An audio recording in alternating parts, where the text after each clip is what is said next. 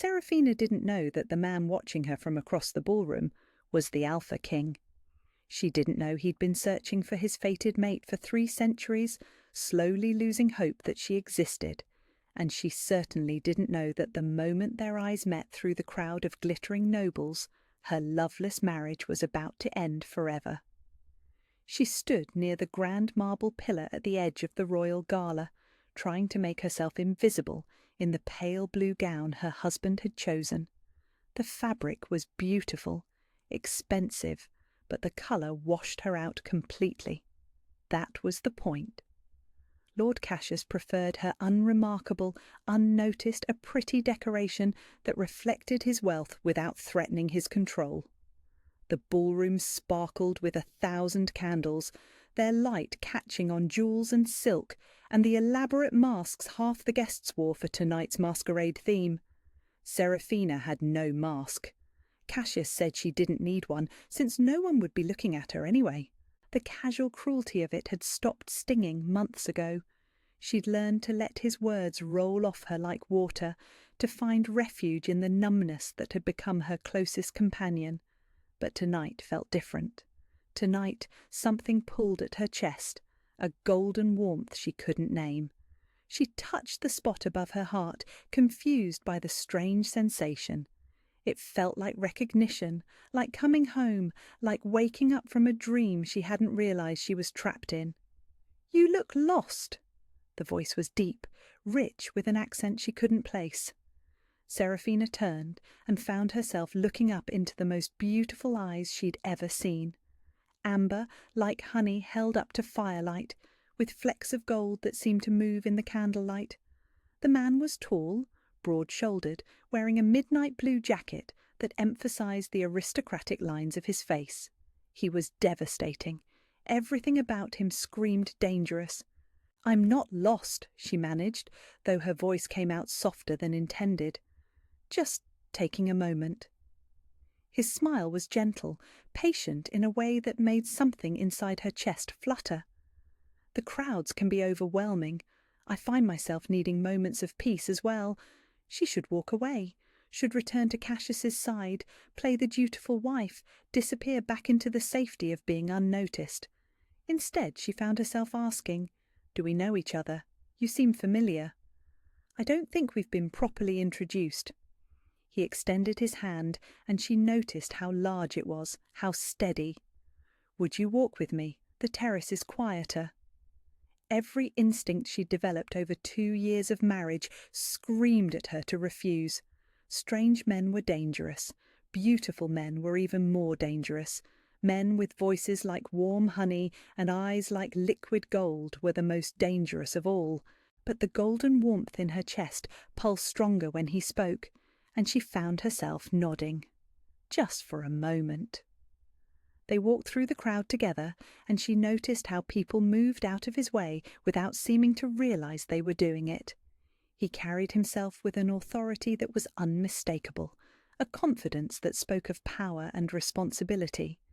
Whatever family he belonged to, they were important, more important than she could afford to be seen with. The terrace was blissfully cool after the heat of the ballroom. The night air carried the scent of jasmine from the gardens below, and the sound of music drifted through the open doors behind them. Seraphina moved to the stone railing, grateful for something solid to hold on to. The strange warmth was spreading through her body now, making her feel light-headed. "Better?" he asked, moving to stand beside her. Not too close, she noticed, respectful of her space even as every part of her wanted him to step closer. "Yes, thank you." She looked out over the gardens, anywhere but at him. "It was kind of you to notice. You looked like you were drowning." The words hit closer to home than he could possibly know. She was drowning, had been drowning for 2 years, so slowly and quietly that sometimes she forgot what breathing freely felt like. "I'm fine," she said automatically. "Are you?" Something in his tone made her turn to look at him. He was watching her with an intensity that should have frightened her, but instead made that golden warmth pulse stronger. His eyes held knowledge, understanding, as if he could see straight through all her carefully constructed defences. "I'm married," she said suddenly, then felt her face heat with embarrassment. Why had she said that? He hadn't asked, hadn't implied anything inappropriate. "I noticed the ring." His voice was carefully neutral, but something flickered in those amber eyes. Something that looked almost like pain. "Are you happy?" The question was too personal, too intimate for strangers. She should deflect, make some polite comment about marriage being a partnership, about finding contentment in duty. Instead, she found herself touching the wedding band on her finger, the heavy gold circle that felt more like a shackle every day. She stopped, shook her head. "I should return to my husband. He'll be looking for me." "Will he?" The question was mild, but she caught the edge underneath it. "Or will he assume you're exactly where he left you, like a book placed on a shelf?" The accuracy of the observation stole her breath. That was exactly what Cassius did. Placed her somewhere and expected her to remain there, unchanged and unnoticed, until he had need of her again. How could this stranger see it so clearly when she'd barely admitted it to herself? "I don't even know your name," she whispered. "Adrian?" He said it simply, as if names had power and he was placing his in her keeping. "And you are?" "Seraphina." When he repeated her name, it sounded different in his voice, like a prayer, like a promise, like something precious being handled with infinite care. The way Cassius said it was dutiful, perfunctory. The way Adrian said it made her remember that she was more than just a wife, more than just an ornament in someone else's life. "Seraphina," he said again, and stepped closer. "May I ask you something?" She nodded, not trusting her voice. "When you looked at me across the ballroom, did you feel it? That pull, that recognition, like you'd been searching for me without knowing it?" Her breath caught. "How did you—" "Because I felt it too." His hand moved as if to touch her face, then stopped, falling to his side with visible effort. "I've been looking for you my entire life. I just never expected to find you wearing another man's ring." The golden warmth exploded through her chest, so strong it nearly brought her to her knees. She gripped the railing harder, trying to process what he'd just said, what it might mean. In the distance she could hear music, laughter, the sounds of a party continuing without them. But here on the terrace, with Adrian's amber eyes fixed on her face, the rest of the world seemed very far away. "I don't understand," she managed. "You will." His voice was gentle, patient, but underneath it was something fierce and uncompromising. "In time, you'll understand everything." Before she could ask what he meant, footsteps echoed on the terrace stones behind them. Seraphina turned to see Lord Cassius approaching, his face set in the carefully controlled expression she'd learned to dread. He moved with quick, sharp steps, his anger leashed but visible to anyone who knew how to look. "Seraphina!" Her name was clipped, precise. "I've been searching for you." "Lord Cassius." Adrian's voice was politely neutral, but Seraphina felt the change in him, a sudden stillness that reminded her of a predator deciding whether its prey was worth the hunt. "Your wife was feeling overwhelmed by the crowd. I merely offered a moment of air." Cassius's pale eyes flicked between them, calculating, suspicious. "How thoughtful. I'm sure she's quite recovered now." His hand settled on her waist, possessive and cold even through the silk of her gown. "We should return to the festivities." "Of course." Adrian inclined his head with perfect courtesy, but his eyes never left Seraphina's face. "Thank you for the conversation, Lady Seraphina. Perhaps we'll have the opportunity to speak again." "Perhaps," she whispered, though she knew they wouldn't. Cassius would make sure of that. As her husband led her away, his grip just a little too tight to be comfortable, Seraphina glanced back once. Adrian stood silhouetted against the night, still watching her, and the golden warmth in her chest pulsed like a second heartbeat. She didn't know his last name, didn't know his family, or his position, but she knew, with a certainty that terrified her, that walking away from him was the hardest thing she'd ever done.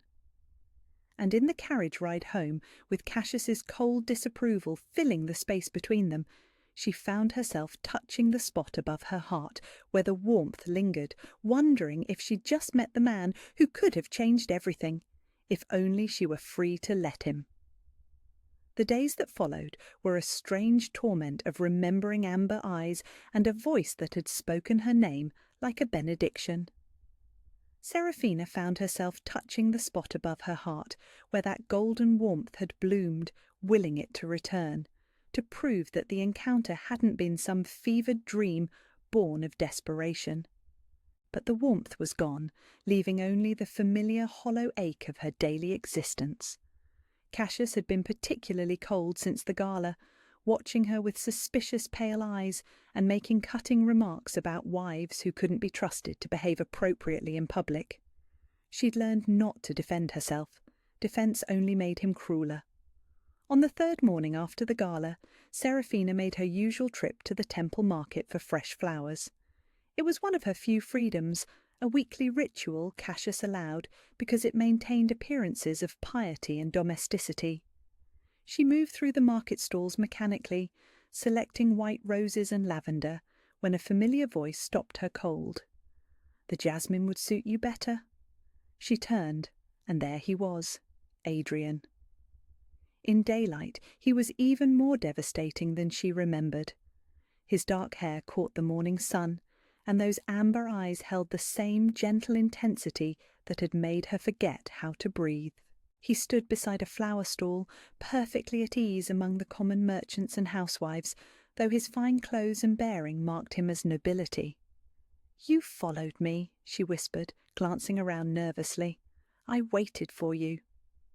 His correction was mild, but it sent heat spiralling through her chest. "This is your routine, isn't it? Every week, the same time, the same path through the market." He'd been watching her, learning her habits, her patterns. It should have frightened her. Instead, that golden warmth bloomed again in her chest, so strong she nearly gasped with relief. She hadn't imagined it, hadn't imagined him. "You shouldn't be here," she said, but made no move to leave. "Neither should you." He stepped closer, and she caught his scent, something wild and clean, like pine forests and winter air. Not alone, not unprotected, not looking like you're carrying the weight of the world. "I'm fine," she said automatically, then caught herself. Why did she keep lying to him? To this man who somehow saw through every carefully constructed facade? "Are you Seraphina?" He said her name the same way he had on the terrace, like a prayer, and she felt something crack inside her chest. "Because you look like you're drowning in plain sight and no one's even noticed you're going under." The accuracy of it stole her breath. That was exactly what she was doing. Had been doing for 2 years, sinking so slowly that even she'd stopped recognizing the water closing over her head. "Who are you?" she asked suddenly. "Really? Your family name? Your position?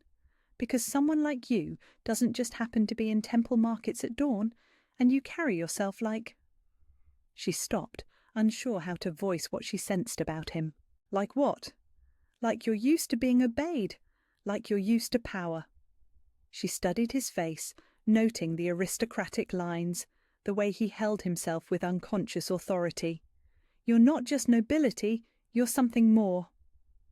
Adrian was quiet for a long moment, watching her with those impossibly beautiful eyes. Around them, the market continued its morning bustle. Vendors calling their wares, customers haggling over prices, children running between the stalls, normal people living normal lives, while she stood frozen in a moment that felt like the edge of a cliff. "My full name is Adrian Blackthorne," he said finally. The flowers slipped from her nerveless fingers, white roses scattering across the cobblestones. Blackthorne. She knew that name. Everyone in the kingdom knew that name. The royal family that ruled the Northern Territories, the most powerful shifter bloodline in existence, led by— "You're the Alpha King," she breathed. "Yes."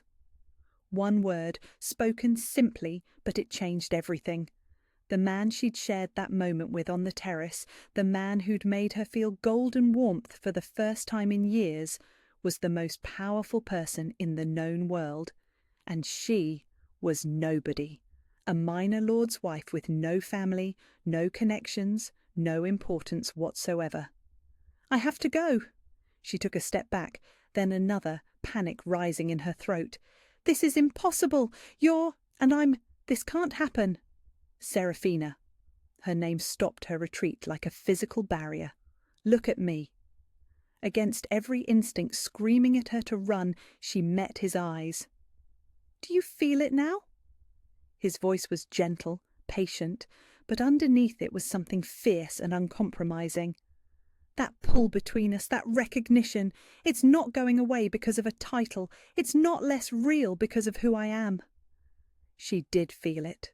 God help her, she felt it more strongly than ever, that golden thread connecting her chest to his, pulling taut with every breath. It was impossible. It was terrifying. It was the most real thing she'd ever experienced. "You're the Alpha King," she repeated helplessly. "I'm married to a minor lord. This is fate," Adrian said quietly. "I've ruled for 3 centuries, Serafina. I've had every eligible female in the kingdom presented to me, hoping for a mate bond. I've travelled to neighbouring realms, attended countless gatherings, met thousands of people, and I felt nothing, not until I saw you across that ballroom. 3 centuries. The words hit her like ice water. He wasn't just powerful, he was ancient by human standards. What could someone like him possibly want with someone like her? "I don't understand," she whispered. "You're my fated mate." He said it like it was the most natural thing in the world.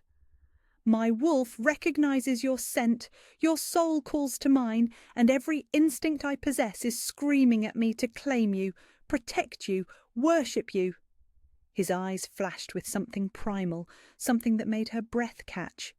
"That ring on your finger means nothing to me. You belong with me." The words should have sounded arrogant, possessive, frightening.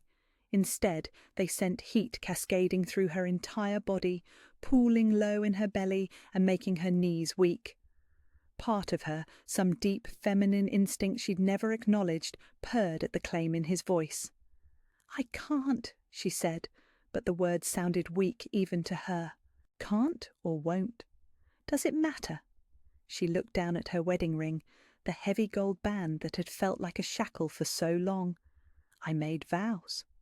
Vows made under duress aren't binding. His voice was carefully controlled, but she caught the edge of anger beneath it. "Did you choose your husband, Serafina, or was the choice made for you?" The question hit too close to home. Her marriage to Cassius had been arranged by her late father's business partner, a way to settle debts and secure her future after her family's fortune was lost. She'd been 17, grieving, alone, and the marriage had seemed like salvation rather than choice. "That's not the point," she said weakly. "Isn't it?" Adrian stepped closer, close enough that she could feel the heat radiating from his body. "Tell me about your marriage. Tell me about the man who put that ring on your finger." She couldn't voice the loneliness, the coldness, the way Cassius treated her like a beautiful object to be displayed and forgotten. Couldn't admit how empty she felt, how sometimes she caught herself wondering if this was all there would ever be. "He provides for me," she said instead. "That's not what I asked." Adrian's voice was gentle but relentless. "Are you happy, Serafina? Do you wake up grateful for the life you're living? Do you feel cherished, valued, loved?" Each question was like a small blade, cutting through her carefully constructed defences. The answer was no, had always been no, but admitting it felt like stepping off that cliff she'd been standing on. "It doesn't matter what I feel," she whispered. "It's the only thing that matters." Adrian reached out slowly, telegraphing his movement, giving her every chance to pull away. When she didn't, his fingers touched her cheek with infinite gentleness. "You matter, Serafina. Your happiness, your dreams, your desires, they all matter." The touch sent that golden warmth exploding through her entire body, and she couldn't hold back a soft gasp. His eyes darkened at the sound, pupils dilating, and she realized he was fighting just as hard as she was against the pull between them. "I'm scared," she admitted in a voice barely above a whisper. "Of me. Of this. Of wanting something I can't have. Of hoping again when hope has only brought me pain." Adrian's thumb stroked across her cheekbone, so gentle it made tears spring to her eyes. "I know," he said softly. "I know you're frightened, and I know you have every reason to be. But I'm not going anywhere, Seraphina. I'm not giving up on this, on us, no matter how long it takes for you to trust me." "You don't understand," she said desperately. "Cassius, my husband, he's not a kind man. If he thought I was... if he suspected..." "Then we'll be careful." Adrian's voice carried absolute certainty. "I won't let anyone hurt you, especially not him, but I won't let you disappear back into a life that's slowly killing you either." The words were a promise and a threat all at once, and Seraphina found herself caught between terror and desperate hope. This was madness. This was impossible. This was the most alive she'd felt in years. "I have to go," she said, but she didn't move away from his touch. "I know." His hand dropped to his side with obvious reluctance. "But this isn't over, Seraphina. What's between us? It's real, it's powerful, and it's not going away just because we ignore it." She bent to gather the scattered roses, her hands shaking slightly. When she straightened, Adrian was still watching her with those knowing amber eyes. "How do I find you?" The words slipped out before she could stop them, and she felt heat flood her cheeks. Adrian's smile was like sunrise, transforming his entire face. "You don't have to find me," he said. "I'll find you. When you're ready, when you need me, I'll be there." It sounded like another promise, one that made that golden thread in her chest pull taut with longing. Seraphina clutched her flowers and forced herself to walk away, feeling his gaze on her back like a physical touch. In the carriage ride home, she pressed her fingers to the cheek he'd touched, marvelling at the lingering warmth. Adrian Blackthorne, the Alpha King, her fated mate. The words should have sounded ridiculous, impossible. Instead, they sounded like the answer to a question she'd been asking her whole life without knowing it. But knowing the answer and being able to act on it were two very different things. And as the carriage pulled through the gates of Cassius's estate, reality settled back around her like a familiar weight. She was still married, still trapped, still afraid. But now she knew what she was missing, and that knowledge was both a gift and a curse that would change everything. The weeks that followed were a whirlwind of stolen moments and careful deception. Adrian found ways to cross her path with the skill of a man who'd spent centuries learning patience and strategy. A chance encounter at the temple where she prayed each morning. A brief conversation in the library where she spent her afternoons reading. A shared glance across the market square that lasted only seconds, but left her breathless for hours. Each meeting was brief, public, carefully innocent. But the golden thread between them grew stronger with every stolen word, every accidental brush of fingers, every moment their eyes met across a crowded space.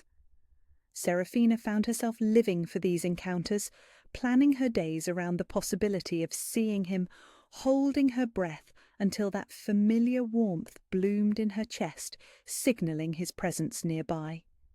He never pressed, never demanded more than she could give. Their conversations were careful, dancing around the truth that lay between them like a live wire. But in those moments she glimpsed the man beneath the crown. Adrian told her about the loneliness of ruling, the weight of decisions that affected thousands of lives, the way power could become a cage as confining as any marriage. She found herself sharing small pieces of her own truth, her love of books, her dreams of travelling to distant kingdoms, her fear that she was becoming a ghost of herself. "You're not disappearing," he'd told her one afternoon, his voice low and fierce as they stood between the library stacks. "You're just buried under expectations that were never yours to carry." The words had stayed with her for days, echoing through her mind as she sat through another silent dinner with Cassius, another evening of being decorative and mute while he conducted business with other lords. She was buried, she realized, buried so deep under duty and fear that she'd forgotten what it felt like to breathe freely. But Cassius was beginning to notice her distraction. Her husband had always been observant, coldly intelligent in ways that made her skin crawl. He watched her now with calculating pale eyes, noting every small change in her routine, every moment of inattention during his tedious lectures about proper behaviour. "You seem preoccupied lately," he said over breakfast on a grey morning, his tone conversational but edged with threat. "Distant, as if your mind is elsewhere." Seraphina kept her eyes on her untouched meal, willing her voice to remain steady. "I apologise if I seem inattentive. I've been having trouble sleeping." "Have you?" Cassius set down his cup with deliberate precision. "And what, pray tell, is keeping my wife awake at night?" The question was a trap. She could hear it in his voice. Any answer would be wrong, would give him ammunition to use against her later. "Just restlessness," she said carefully. "Perhaps I need more fresh air." "Perhaps you need less." His tone sharpened. "I've been hearing interesting reports about your outings, longer walks, extended time at the market, conversations with strangers." Ice flooded her veins. He'd been having her watched. Of course he had. Cassius never left anything to chance, especially not a wife he considered his property. "I speak to vendors," she said, fighting to keep her voice level. "It's hardly inappropriate." "Isn't it?" Cassius leaned back in his chair, studying her with the cold attention of a spider examining prey caught in its web. "Because my sources tell me you've been seen speaking to the same man multiple times, a man of obvious nobility, though no one seems to know his name." Her heart hammered against her ribs, but she kept her expression carefully neutral. "I don't know what you mean." "Don't you?" He stood, moving around the table with predatory grace, until he stood behind her chair. His hands settled on her shoulders, fingers digging in just hard enough to bruise. "Let me be clear, my dear wife. You belong to me. Your body, your time, your conversations, all of it is mine by right of marriage. If I discover that you've been entertaining thoughts of adultery—" He didn't finish the threat. He didn't need to. Cassius had never struck her, but his cruelty took other forms. Isolation, humiliation, the systematic destruction of anything that brought her joy. She'd seen what he was capable of when crossed. "I would never," she whispered, hating the way her voice shook. "Good." His grip tightened for a moment before releasing. "Because if you did, if you ever betrayed our marriage vows, I would make sure you regretted it for the rest of your very short life." The words were spoken quietly, conversationally, which made them infinitely more terrifying. Seraphina sat frozen as Cassius returned to his seat, cutting his meat with surgical precision while humming under his breath. That afternoon she didn't go to the library. She remained in her rooms, staring out the window at the gardens. She was no longer allowed to walk alone. The golden warmth in her chest had dimmed to an ache, and she found herself touching the spot above her heart like a wound that wouldn't heal. She was a coward, a weak, frightened coward who would rather live in a beautiful cage than risk everything for the possibility of freedom. Adrian deserved better than a woman too broken to choose him, but even as she told herself that, even as she tried to convince herself that ending this madness before it went further was the right thing to do, her treacherous heart kept beating with the rhythm of his name. Adrian, Adrian, Adrian. 3 days passed without leaving the estate. 3 days of careful behaviour and dutiful silence, of being the perfect ornamental wife Cassius required. She thought she'd succeeded in convincing him of her submission. She was wrong. On the 4th day, she was reading in the morning room when one of the household staff knocked tentatively on the door. "My lady," the young maid said, bobbing a nervous curtsy. "Lord Cassius requests your presence in his study immediately." The tone, the urgency, the way the girl wouldn't meet her eyes. All of it spelled trouble. Serafina set down her book with hands that wanted to shake and followed the maid through the corridors of the estate that had become her prison. Cassius was standing behind his desk when she entered, but he wasn't alone. 2 other men flanked him, both wearing the dark uniforms of private guards. Mercenaries, she realized with growing dread. The kind of men who asked no questions and left no witnesses. "Sit," Cassius commanded, gesturing to the chair positioned in front of his desk like a defendant's dock. She sat, folding her hands in her lap to hide their trembling. "I've been making inquiries," he said without preamble, "about your mysterious nobleman, and what I discovered is very interesting indeed." "No, please, no." "It seems you've been conversing with Adrian Blackthorne." Cassius's smile was razor-sharp. The Alpha King himself. How fascinating that such an important man would take interest in a nobody like you. The world tilted. He knew. Somehow he'd discovered Adrian's identity, and now everything was ruined. Worse than ruined. It was dangerous, for both of them. "I don't know what you're implying," she said weakly. "I'm not implying anything, my dear. I'm stating facts." Cassius moved around the desk with predatory grace. "The Alpha King has been pursuing my wife, my property, and you, stupid girl that you are, have been encouraging him." "I haven't." "Silence." The word cracked like a whip. "Do you have any idea what you've done? The position you've put me in? If word spreads that the Alpha King desires my wife, it will look like I can't control my own household. Worse, it will look like I'm too weak to protect what belongs to me." He was more angry than she'd ever seen him, his careful composure cracking to reveal the monster beneath. This wasn't about her betrayal or their marriage. This was about his reputation, his standing among the other lords. She was just a possession that had attracted unwanted attention. "What do you want?" she asked quietly. "You're going to end it," he said, leaning down until his face was inches from hers. "Tonight there's a reception at the Astoria estate, Lord Henley's autumn gala. The Alpha King will be there, and you will attend as my dutiful wife. When he approaches you, as he inevitably will, you will reject him publicly, clearly, permanently. Cassius, you will tell him that you're happy in your marriage, that his attention is unwelcome, and that you never want to see him again." His voice dropped to a whisper. "And if you don't, if you show even a moment's hesitation, I will ensure that your lover discovers what happens to kings who covet other men's wives." The threat was clear. Cassius would move against Adrian, would find some way to harm the most powerful man in the kingdom. It was madness, but madness born of wounded pride and desperate fury. He would risk everything rather than appear weak. "You can't threaten the Alpha King," she whispered. "Can't I?" Cassius straightened, adjusting his cuffs with deliberate calm. "Kings die, my dear. Assassinations, hunting accidents, mysterious illnesses.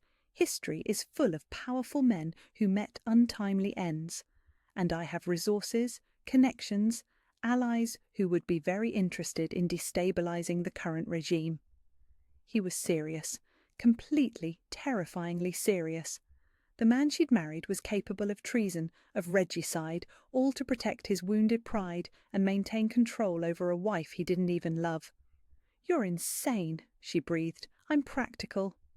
He smiled, and it was the most frightening thing she'd ever seen.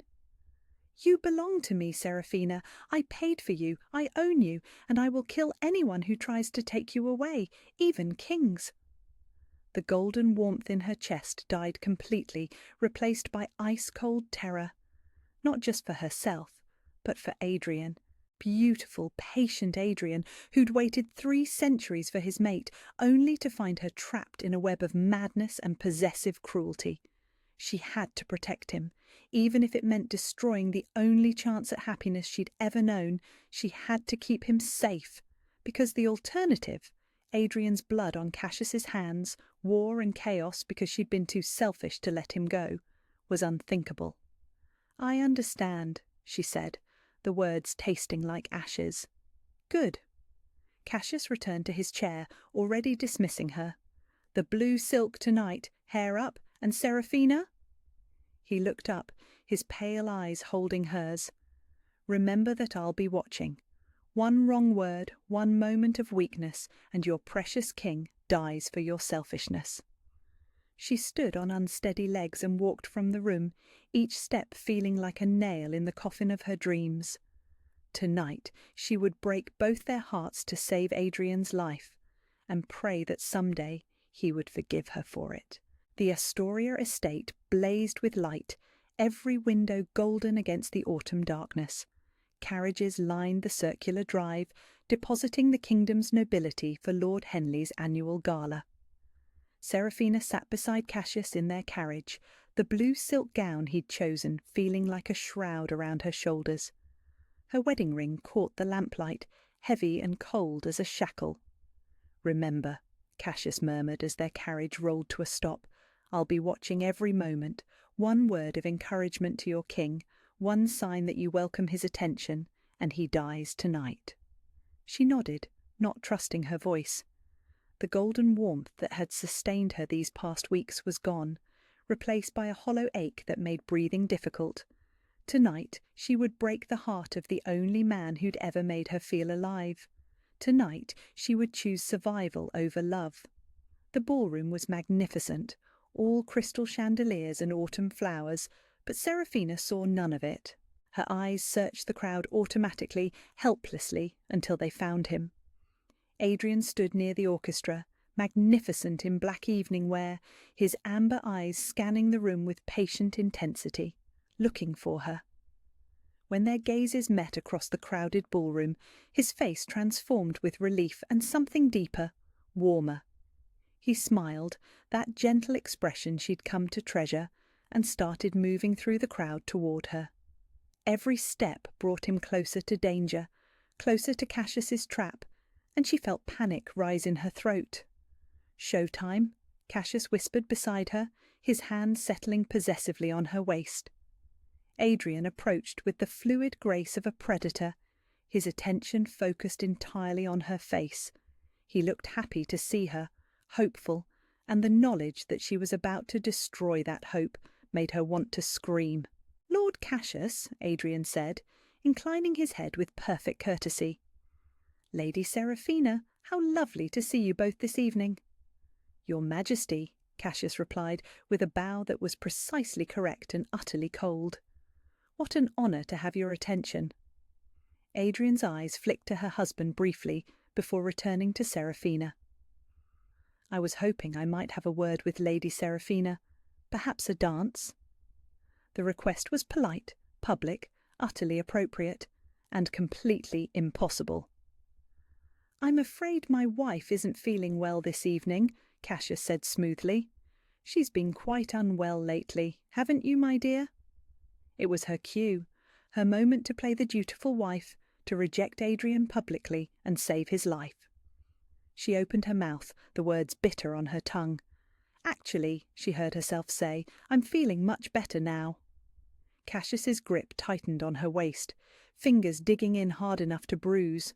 A warning, a threat. But Adrian was standing there looking at her with those beautiful amber eyes, and she couldn't do it, couldn't destroy the only good thing in her life, not even to save it. "In that case," Adrian said, extending his hand, "would you honour me?" She looked at his outstretched hand, strong and steady, and offering everything she'd ever wanted. Then she looked at Cassius, whose pale eyes promised retribution and death. She began, but the words stuck in her throat. Around them, the ballroom continued its glittering dance, but she felt as if they were frozen in a bubble of tension. Other guests were starting to notice, to whisper behind fans and gloved hands. The Alpha King was publicly pursuing another man's wife, and everyone was watching to see how the drama would unfold. "Seraphina," Adrian said softly, and her name in his voice was like a caress. "Dance with me." It wasn't really a request, not from the Alpha King, but his tone was gentle, patient, giving her every opportunity to refuse if she chose. He would never force her, never use his power to compel her. He was giving her the choice Cassius had never allowed. She took his hand. The moment their skin touched, that golden warmth exploded through her chest with such intensity that she gasped. Adrian's pupils dilated, his grip tightening reflexively, and she knew he felt it too. The bond between them, undeniable and absolute, singing with recognition and rightness. "My lady," Cassius said, his voice deadly quiet, "perhaps you should reconsider." But Adrian was already leading her onto the dance floor, and the orchestra was beginning a waltz, and for this moment, this one stolen moment, she was going to pretend that choices like this were possible for women like her. They moved together as if they'd been dancing for years, her body fitting perfectly against his, following his lead with effortless grace. The golden thread between them hummed with happiness, with completion, and she felt tears spring to her eyes. "You've been avoiding me," Adrian murmured as they turned, his hand warm and steady at her waist. "Yes." There was no point in lying to him. "Why?" She looked up into his face, memorizing every detail. The strong jaw, the aristocratic nose, the way his amber eyes crinkled slightly at the corners when he was concerned.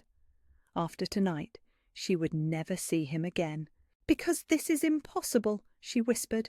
"Because I'm married, because you're the king, because there's no world in which this ends well for either of us." "Isn't there?" His voice was calm, certain, as if he saw possibilities she couldn't imagine. "What if I told you that I don't care about your marriage to a man who doesn't deserve you? What if I told you that being king means I can change the rules, protect the people I love, claim what's mine?" The words sent heat cascading through her entire body. "Adrian, you feel it too, don't you?" His grip tightened, pulling her closer than propriety allowed. "This bond between us, it's not going away, Seraphina, it's only getting stronger." She did feel it. God help her, she felt it more powerfully than ever, that golden thread connecting them like a lifeline. But Cassius's threats echoed in her mind, and she knew that indulging this fantasy would cost Adrian his life. "It doesn't matter what I feel," she said desperately.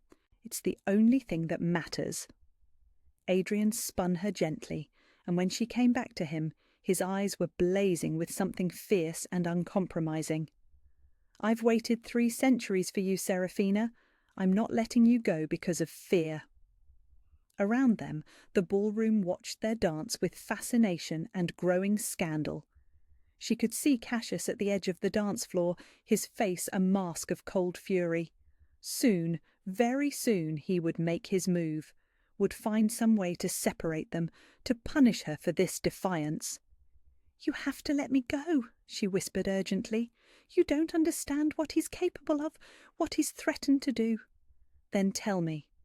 The waltz was ending, the music drawing to a close, and she knew their time was up. In moments Cassius would intervene, would drag her away, and this beautiful dream would be over. "He knows who you are," she said quickly, quietly. "He knows about our meetings, and he's threatened to kill you if I don't reject you publicly. Tonight, right now." Adrian went very still, his amber eyes darkening to gold. "Kill me?" "He has connections, resources. He says he can arrange an accident, make it look like—" She broke off as the music ended, as Cassius appeared beside them with that deadly smile. "Thank you, Your Majesty, for the dance," Cassius said, his voice carrying clearly across the suddenly quiet ballroom. "But I'm afraid my wife needs to rest. She's been feeling quite poorly lately." Adrian's gaze flicked between them, taking in Cassius's possessive stance, Seraphina's pale face, the undercurrent of threat in every word. When he looked back at her, his eyes held understanding and something much more dangerous. "Has she?" Adrian's voice was perfectly pleasant, but something in his tone made several nearby guests step back instinctively. "How unfortunate. Perhaps she needs better care." "I provide excellently for my wife," Cassius replied, his smile never wavering. "Don't I, my dear?" It was her moment, her cue to play her part, to reject Adrian and save his life. She opened her mouth to deliver the words Cassius had demanded, to break both their hearts for the greater good. Instead, she heard herself say, "No." The word dropped into the sudden silence like a stone into still water. Cassius's smile faltered, then hardened into something ugly. Around them, the assembled nobility held their breath, sensing drama about to unfold. "I beg your pardon," Cassius said softly. "No," Seraphina repeated louder this time. "You don't provide excellently for me. You provide a cage, you provide isolation and criticism, and the constant reminder that I'm nothing more than a beautiful object you purchased with my father's debts." Gasps rippled through the crowd. Someone whispered, "Did she just—" But the words were lost in the growing buzz of shocked conversation. Cassius's face went white with rage. "You forget yourself, wife." "Do I?"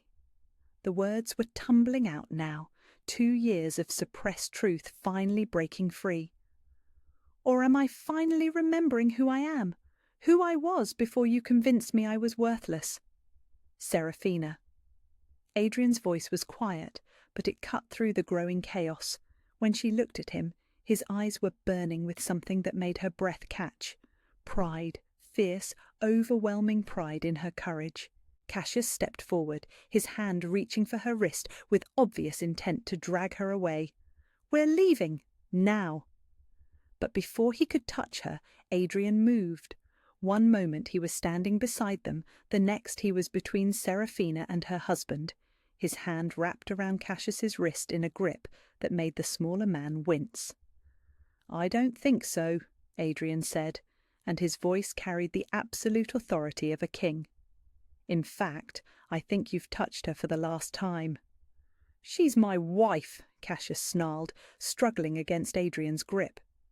"She's my mate," Adrian replied calmly, and the words rang across the silent ballroom like a declaration of war. "And you, Lord Cassius, are nothing." With deliberate public precision, Adrian reached for Seraphina's left hand. Her wedding ring glinted in the chandelier light, heavy and cold against her finger. For 2 years she'd worn it as a symbol of duty, of belonging to a man who saw her as property.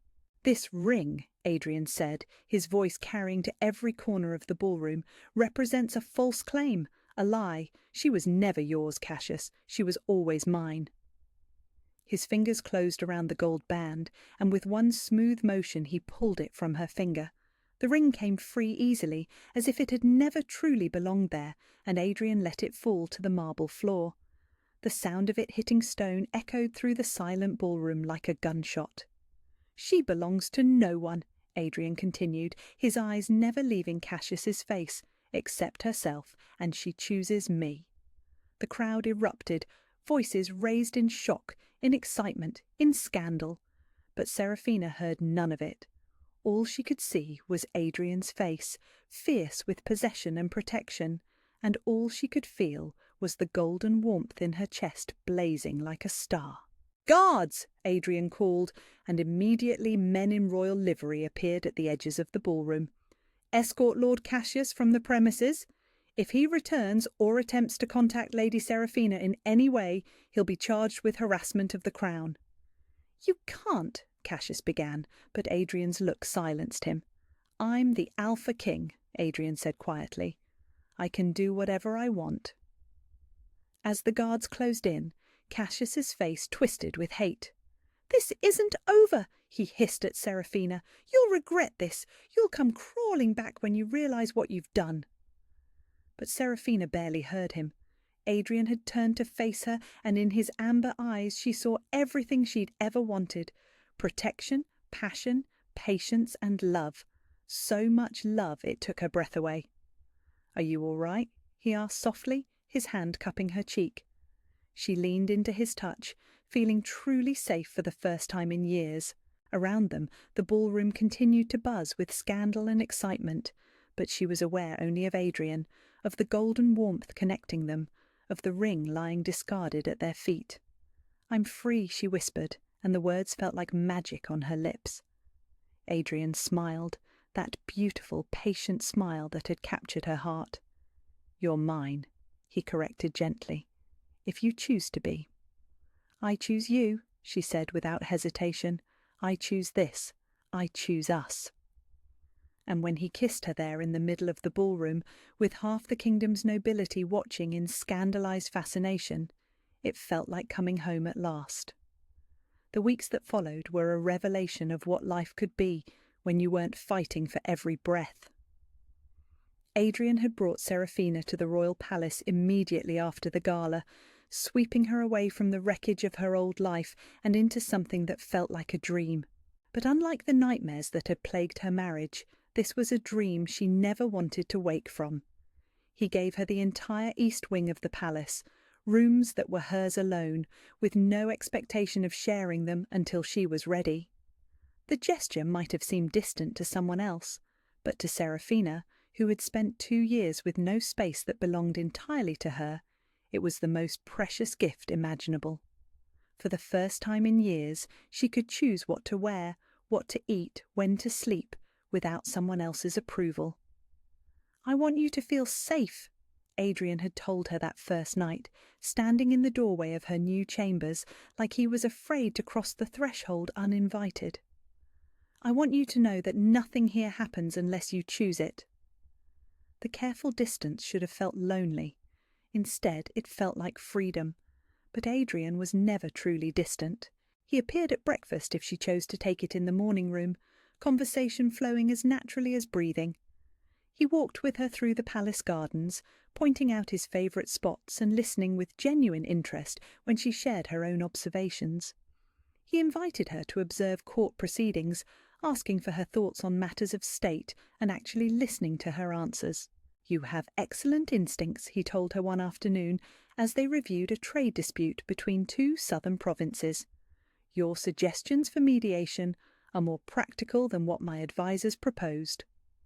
Serafina looked up from the documents scattered across his desk, surprised by the compliment.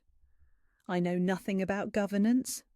"You know about people, about fairness, about finding solutions that honour everyone involved." Adrian's amber eyes were warm, with something that made her chest flutter. That's what good governance really is. It was such a contrast to Cassius, who had never asked her opinion on anything more significant than flower arrangements. Adrian valued her mind, encouraged her thoughts, and slowly, carefully, she began to remember that she had valuable things to say. The golden thread between them grew stronger daily, but Adrian never pushed. When they walked together, and his hand brushed hers, the contact was brief, respectful. When they stood close while reviewing maps or documents, he was careful not to crowd her space. He was patient in a way that should have been frustrating, but instead felt like safety. One evening, as autumn rain drummed against the library windows, Serafina found the courage to ask the question that had been haunting her. "Why?" she said, looking up from the book she'd been pretending to read. "Why me? You could have anyone, princesses, duchesses, women who actually understand how to be a queen. Why choose someone so broken?" Adrian set down his own book, giving her his complete attention. "You're not broken," he said quietly. "You're healing, and I didn't choose you, Serafina.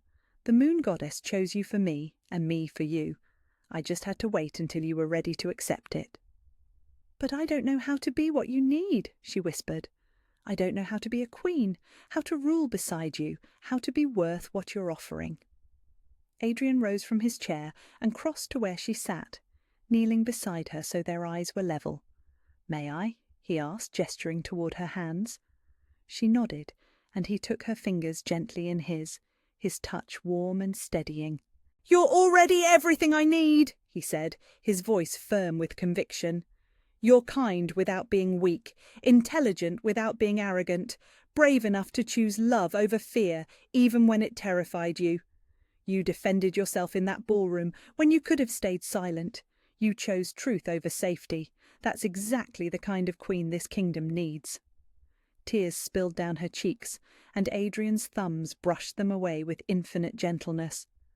"I'm scared," she admitted, "scared of disappointing you, scared of not being enough, scared that I'll wake up and this will all have been a dream." "Then let me prove it's real," Adrian said, his amber eyes burning with intensity. "Let me show you how precious you are, how much you're loved, how safe you are here with me." When he leaned forward, his intentions clear, Serafina didn't pull away. Their first real kiss was soft, tentative, a question asked with lips and breath. When she sighed against his mouth, opening for him, the kiss deepened into something that made the golden warmth in her chest explode into pure light. This was nothing like the perfunctory kisses Cassius had taken as his due. This was worship, adoration, the meeting of two souls that had been searching for each other across centuries. When they finally broke apart, both were breathing hard, and Serafina felt as if she'd been remade from the inside out. "You taste like home," Adrian murmured against her lips, and the words sent heat spiralling through her entire body.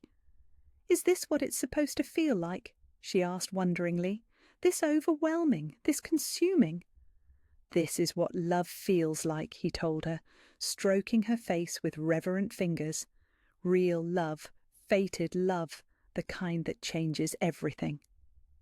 They spent the following hours talking, really talking, about everything and nothing.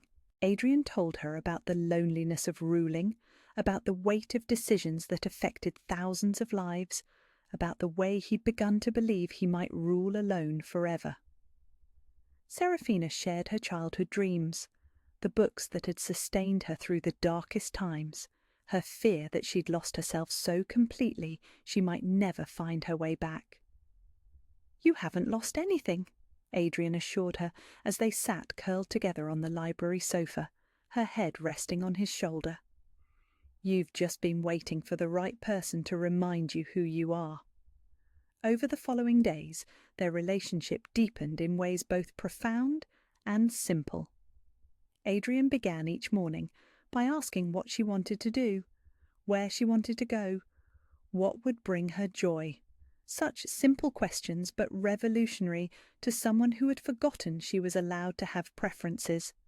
They rode together through the royal forests, Serafina laughing with genuine delight as Adrian showed her hidden clearings and secret waterfalls.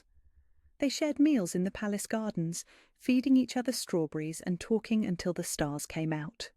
They attended court functions together, Adrian's hand warm and possessive at her waist as he introduced her as his intended queen. "The transformation is remarkable," commented Duchess Millicent one afternoon, watching Serafina laugh at something Adrian had whispered in her ear. "I scarcely recognise her from Lord Cassius's silent wife." It was true. The pale, subdued woman who had attended court functions like a ghost was gone, replaced by someone who glowed with confidence and genuine happiness. Serafina's smiles were real now, her laugh rich and uninhibited, her opinions offered freely in conversations with other nobles. "Love suits her," Adrian replied, his amber eyes soft with adoration. "She was never meant to be dimmed." 3 months after the night at the Astoria estate, Serafina woke to autumn sunlight streaming through her chamber windows and the realization that she couldn't remember the last time she'd touched the spot above her heart to check for pain. The golden warmth was simply part of her now, constant and comforting, a steady reminder that she was exactly where she belonged. Adrian found her in the garden that morning, tending to the roses that had become her special project. He came up behind her, wrapping his arms around her waist and nuzzling into the curve of her neck. "Good morning, my queen," he murmured against her skin, and the title no longer made her panic. "Good morning, my king," she replied, leaning back into his warmth. "Are you ready for today?" Today was important, the formal announcement of their engagement, the first step toward making their bond official in the eyes of the kingdom. There would be ceremonies, celebrations, and eventually a coronation that would make her his queen in truth as well as in heart. "I've been ready for 3 centuries, Adrian said, turning her in his arms so he could see her face. "The question is, are you?" Serafina looked into his beloved amber eyes, seeing all the love and patience and fierce protection that had slowly healed her wounded heart. She thought of the woman she'd been just months ago, frightened, diminished, convinced she deserved nothing better than a beautiful cage. That woman felt like a stranger now. "I'm ready," she said, and meant it completely. "I'm ready for all of it. The crown, the responsibilities, the future we're going to build together. Even the formal ceremonies, the protocol lessons, the endless meetings with advisors who will test your knowledge of trade agreements and border disputes." Serafina laughed, the sound bright and joyous in the morning air. "Especially those. I want to be the best queen I can be, Adrian. I want to be worthy of the faith you're placing in me." "You already are," he said, and kissed her thoroughly, right there among the roses with the whole palace able to see. "You always have been." That afternoon, the formal announcement was made throughout the kingdom. Church bells rang, celebrating the Alpha King's engagement to Lady Serafina, formerly of House Ashford. There were feasts and festivals, toasts and well-wishes, and through it all Serafina stood beside Adrian with her head held high and her heart full of unshakable certainty. She was home, she was loved, she was free, and for the first time in her life she knew with absolute conviction that her future was going to be everything she'd never dared to dream. 6 months later, Serafina stood on the palace balcony overlooking the kingdom that would soon be hers to help rule, watching the sun set over the mountains in shades of gold and crimson. The coronation ceremony was only days away, the final step in a journey that had transformed her from a frightened, diminished woman into someone she barely recognized, someone strong, confident, worthy of the crown that would soon rest on her head. "Admiring your domain?" Adrian's voice was warm with affection as he joined her at the stone railing, his arms sliding around her waist with the easy familiarity of a man who no longer needed to ask permission to touch. "Our domain," she corrected, leaning into his warmth. "I'm still getting used to thinking in terms of ours instead of yours." "How does it feel?" Serafina considered the question, watching their people move through the streets below. Children played in the town square, merchants closed their shops for the evening, families gathered for dinner in warm, lamplight homes. All of it would be her responsibility soon, her privilege to protect and serve. "Overwhelming," she said honestly, "terrifying, wonderful, like everything important should feel, I suppose." Adrian's laugh rumbled through his chest, vibrating against her back. An excellent answer for a future queen. The transformation hadn't happened overnight. There had been months of protocol lessons, meetings with advisors, learning the intricate dance of court politics and diplomatic relations. There had been moments of doubt, times when the weight of expectation felt crushing, when she wondered if she was truly ready for such responsibility. But Adrian had been beside her through all of it, patient and encouraging, never pushing but always ready with quiet support when she needed it. He'd taught her about governance, about the delicate balance between strength and compassion that made a true leader. More importantly, he'd continued to teach her about her own worth, about the woman she'd always been underneath the fear. "I received word from the southern provinces today," Adrian said, his tone shifting to something more serious. "The trade agreements you suggested have increased prosperity by 30%. The border disputes have been resolved peacefully, exactly as you predicted." Serafina felt a warm glow of satisfaction. The people just needed to feel heard. Most conflicts can be resolved when both sides believe their concerns matter. "Spoken like a true queen." Adrian turned her in his arms so he could see her face, amber eyes soft with love and fierce with pride. "My advisors are thoroughly impressed with your diplomatic instincts." "Your advisors terrified me for months," Serafina admitted with a laugh. "I was certain they thought you'd lost your mind, choosing someone with no training for this life." "They think I'm the luckiest man alive," Adrian corrected, brushing a strand of hair from her face. "And they're right." The evening breeze carried the scent of jasmine from the gardens below, the same scent that had surrounded them during their first real conversation on the terrace at the royal gala. So much had changed since that night when she'd been trapped in a loveless marriage, convinced she deserved nothing better. "Do you ever regret it?" she asked suddenly, walking away from the possibility of a more conventional queen, someone who was raised for this, trained from birth to rule beside you. Adrian's expression grew serious, his hands framing her face with infinite gentleness. "Seraphina, look at me." She met his amber eyes, seeing in them all the love and certainty that had slowly taught her to believe in herself. "I waited 3 centuries for you," he said, his voice rough with emotion. 300 years of hoping, of believing that somewhere my perfect match existed. Do you think I care about convention when I found the woman who makes my soul complete? Do you think protocol matters more than the way you make me laugh, the way you challenge my decisions when you think I'm wrong, the way you love our people with such fierce compassion?" Tears spilled down her cheeks, but they were good tears, healing tears. "I love you," she whispered, "so much it still frightens me sometimes." "Good," Adrian said, kissing her softly. "Love should be overwhelming. It should change everything, remake you from the inside out, make you brave enough to become who you were always meant to be." As if summoned by their words, a messenger appeared on the balcony, bowing deeply. "Your Majesty, my lady, forgive the interruption, but there's news from the capital."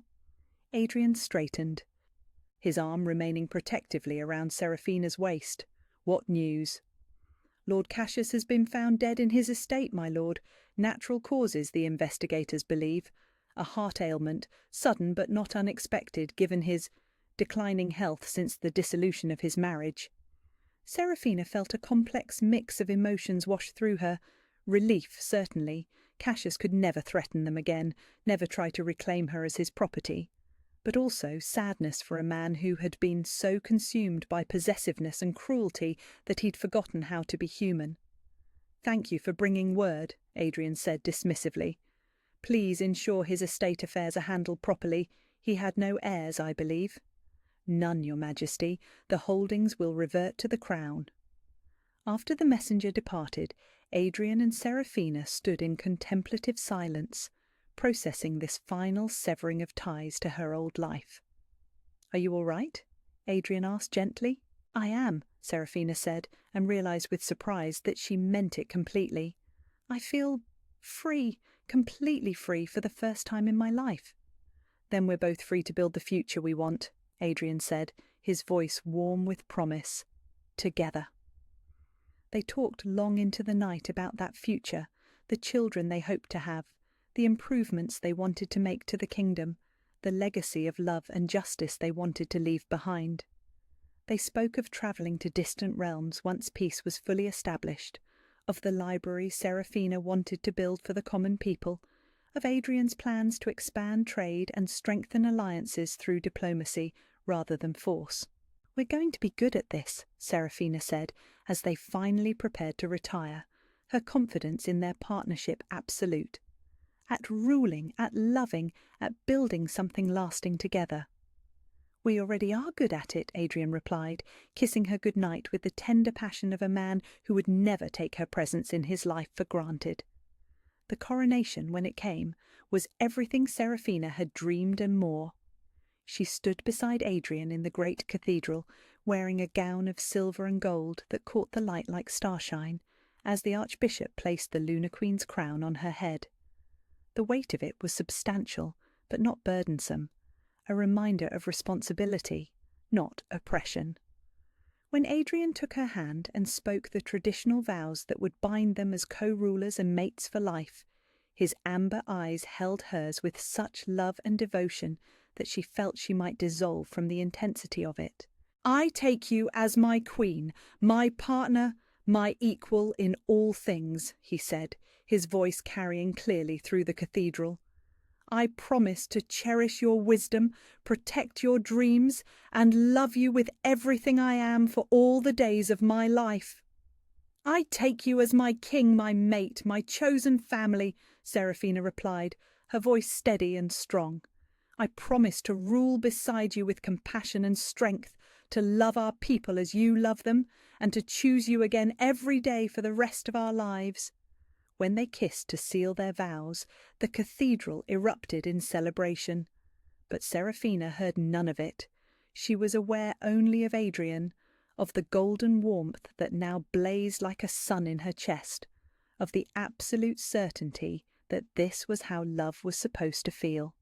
Endless, transformative, worth every risk, every moment of fear, every step of the journey that had brought them together. As they walked from the cathedral hand in hand, crown jewels catching the afternoon light, Seraphina felt the final piece of her new life click into place. She was no longer the frightened woman who had hidden behind marble pillars at galas. She was Queen Seraphina Blackthorn, Lunar Queen of the Northern Territories, beloved mate of the Alpha King, and finally home. The future stretched before them like an unwritten book, full of possibilities and adventures, and the kind of love that poets spent lifetimes trying to capture in words. And every single page would be theirs to write together. Where are you listening from tonight? I love hearing from you in the comments about which part of Seraphina and Adrian's journey touched your heart most. Their first meeting at the gala, the moment he removed her ring, or perhaps their quiet healing moments that showed love could be patient and transformative. If you'd like to support these stories and hear more tales of fated love, please subscribe. It's free and helps more people discover these romantic adventures. Thank you for letting me share this story with you.